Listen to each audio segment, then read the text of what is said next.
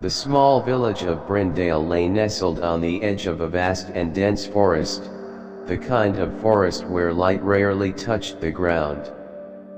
The villagers had lived alongside the forest for generations, always careful not to stray too far into its depths. The forest was known for its ominous stillness, its unnerving quietness that weighed on those who dared enter. Most people had heard stories from the elders, tales of souls lost in the woods, wandering endlessly without rest, trapped between the living world and the afterlife. But it was more than just stories. For the people of Brindale, there was a palpable fear that the forest held something ancient and malevolent. It was not simply the darkness of the trees, or the rustling of unseen creatures, it was the sense that something, or someone, was watching, waiting. One winter night, when the air was sharp with cold and the wind howled through the trees, a traveler named Elias arrived in Brindale. He was a man of no particular repute, wearing a long, weathered coat and a knapsack filled with the few belongings he owned. He had been walking for days, trying to find his way to a distant city where he hoped to start anew. But as he passed through the village, weary from his journey, he found himself drawn to the forest. It was as if the trees themselves were calling him. The innkeeper, a stout man with graying hair, noticed the traveler's interest in the forest. "You mustn't go in there," the innkeeper said with a warning in his voice. "The forest is cursed. No one who goes too deep comes back the same." Elias smiled, shaking his head. "I've walked through many forests in my life. I've never feared one." The innkeeper's face grew serious. "This one is different.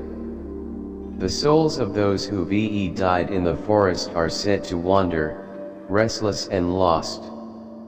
They never find peace, and their presence is felt by those who venture too far."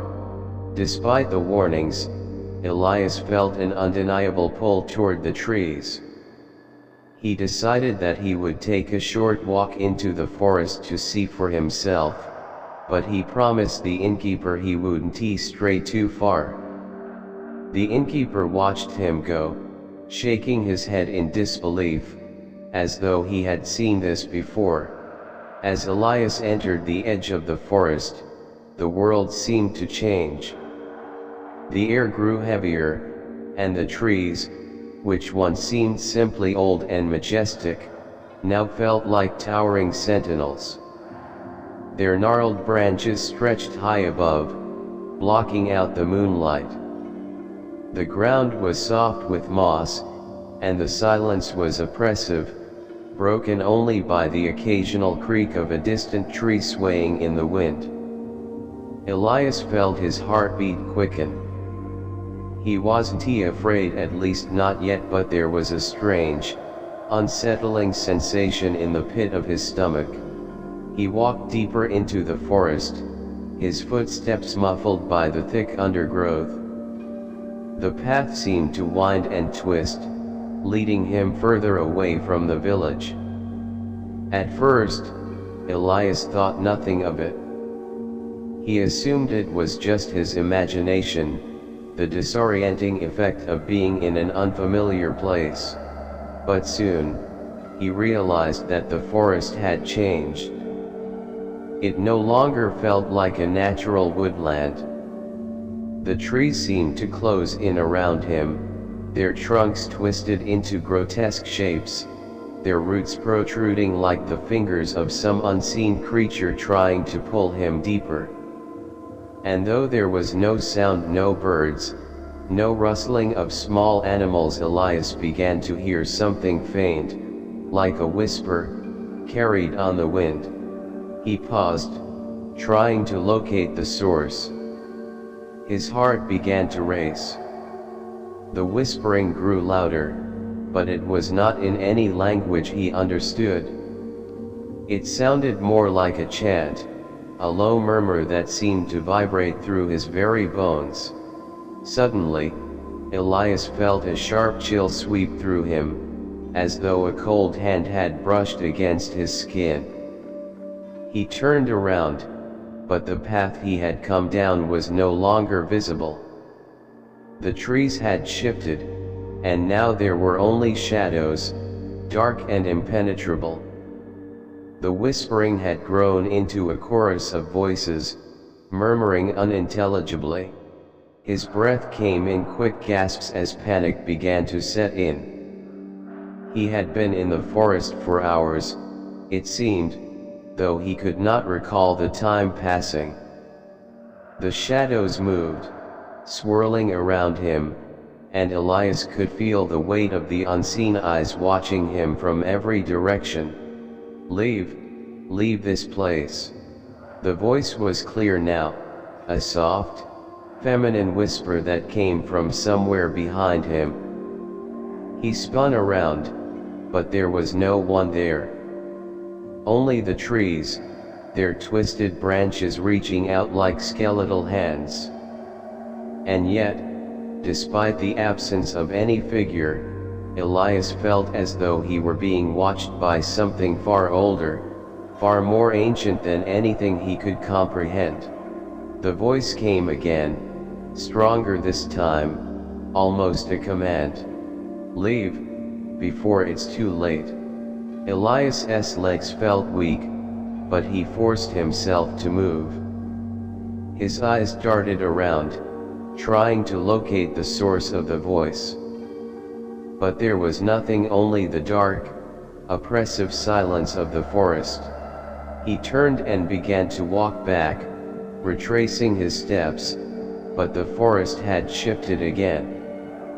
The path was gone, replaced by a maze of trees, each one looking identical to the last.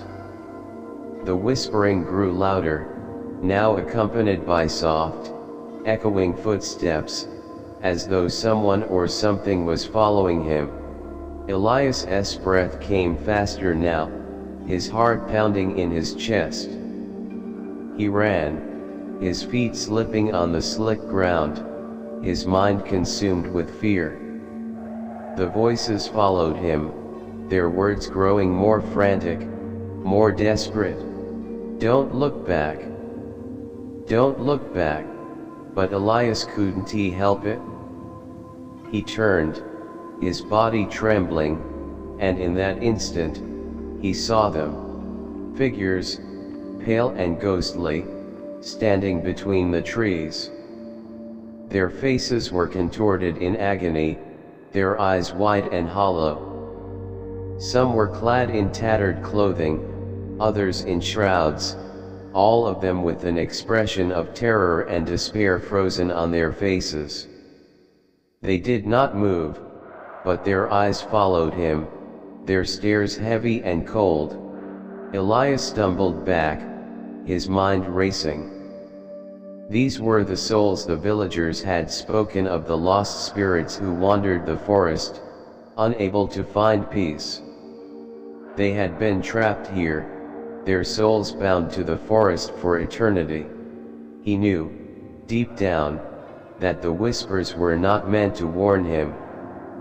They were trying to guide him, to pull him deeper into the forest, to make him one of them. To keep him lost, forever wandering the dark, silent woods. His legs gave way beneath him, and he fell to the ground, gasping for breath. The forest closed in around him, the trees pressing closer, their branches like fingers about to crush him.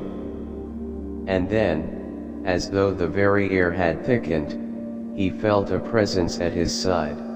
A cold hand, bone-thin and icy, rested on his shoulder.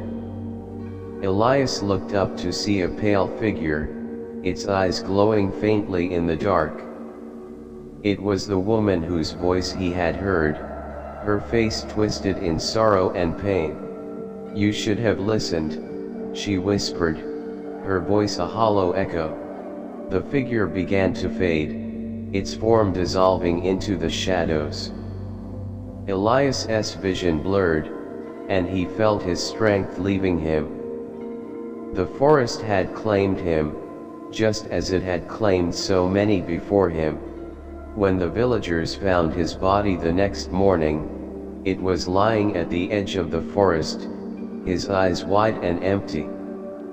The innkeeper saw him first, and he knew immediately what had happened. The forest had taken another soul, and now Elias would join the others, forever lost in the depths of the woods, wandering in the eternal darkness. From that day forward, the villagers would speak of Elias, the traveler who never returned.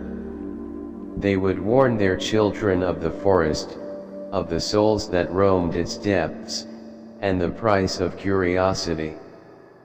The whispers in the trees would continue, a reminder that some places were never meant to be entered, and some souls were never meant to be found. The